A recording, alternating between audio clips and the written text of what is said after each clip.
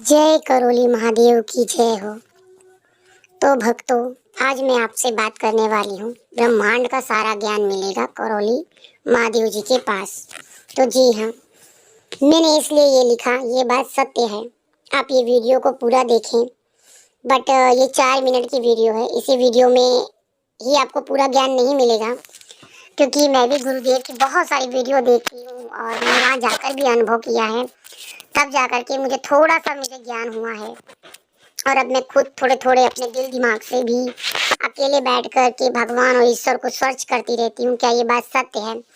तो मैंने बहुत कुछ महसूस की है, वो चीज़ मैं आप तक भी पहुँचाना चाहती हूँ कि आप भी महसूस कर सकते हैं कि इस दुनिया में क्या कैसे कैसे चक्र चल रहा है। तो जिस तरह मैंने एक ब्रह्मांड की, आपके सामने गैलेक्सी की मैंने फोटो लगाई है, देखो किस तरह ये चक्र की तरह है, सेम जैसा विष्णु जी, एक हमारे नारायण जी जो एक फिंगर में हमेशा चक्र को लिए रहते हैं। इसी चक्र के अंदर ही जैसे जैसे आप घुसेंगे, जो भी हमने साइंस में पढ़ा है, गुरुदेव भी हमारे हर चीज साइंस को ही मानते हैं। तो यहाँ पे आपको बहुत सारे ग्रह दिखेंगे, लेकिन हमें अपने पृथ्वी से जो भी सर्च किया गया है वो 9 ग्रह हैं। तो 9 ग्रह, जो हमारे 9 ग्रह हमारे जीवन के लिए बहुत इंपॉर्टेंट है।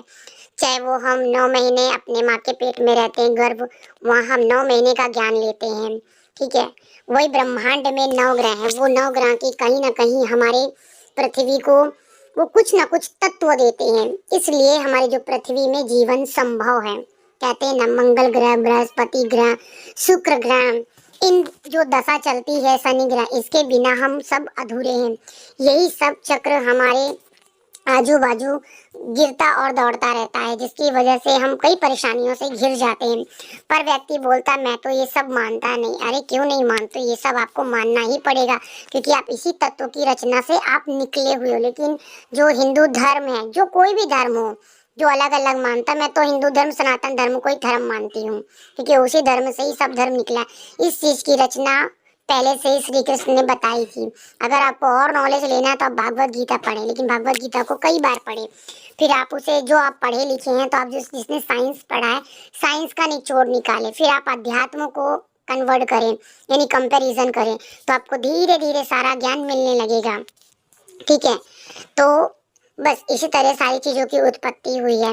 आप अगर ईश्वर को मानते हो, मैं तो भोलेनाथ को ही ज़्यादा मानती हूँ। हमारे गुरुदेव भी कहते हैं भोलेनाथ ही बाबा हैं और कमरू का मक्खिया माता ही शक्ति स्वरूपा, जिसके बिना हम, शक्ति के बिना हम अधूरे हैं। तो अगर आप जो भी दृढ़ निश्चय करते हैं, जो भी आप मानते हैं एकाग्र मन से, जो भी आप डेली प्रार्थना करते हैं, वो आपकी पूरी होती ही होती है। और ये ब्रह्मांड भी कहता है कि आप जो पाना चाहते हैं, आप ध्यान से बैठो, ध्यान साधना करो, आप अपने ब्रह्मांड से जो मांगोगे वो ईश्वर देगा। क्योंकि ब्रह्मांड का जो स्वर है, जो स्वरूप है, वो ओम है। ओम से ही उत्पत्ति हुई है धरती की, और इस धरती पे नाना नाना प्रकार के जीव जंतु, पेड़ पौधे, सब ओम के मृदंग से, स्वर से उच्चारित हुए हैं। अभी तो आपको समझ में आ गया जो वर्ड मैंने बोले हैं, तो इसी से संबंधित है।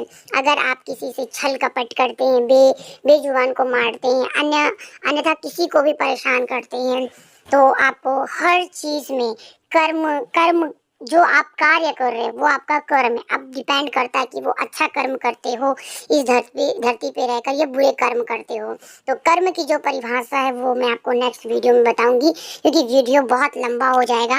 पहले तो मैं आपको यही नॉलेज दूंगी कि इस पृथ्वी में क्या क्या चीज़ों की ज़रूरत थी और है, क्या हम इनके बिना रह पाएंगे। अगर पृथ्वी से बहुत सारी चीज़ें हटने लगेंगी, तो यही सारी चीज़ों की मुझे नॉलेज देनी थी। और आगे आगे अभी भी देखो कितनी खोज हो रही है, जिसके बिना हम जी नहीं सकते थे। नेक्स्ट वीडियो में आपके साथ फिर से मिलती हूँ। ये वीडियो बहुत ज़्यादा शेयर करें।